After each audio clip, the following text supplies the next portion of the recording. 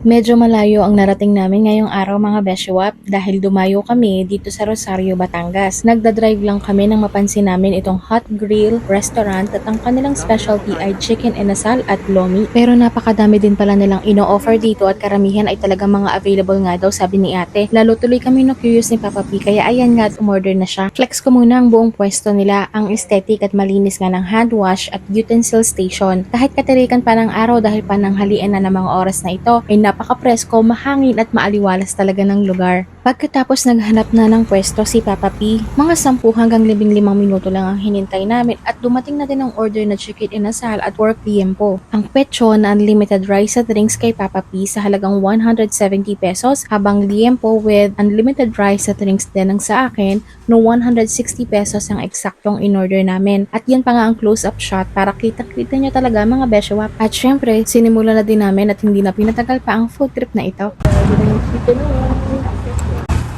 Ay, napadami.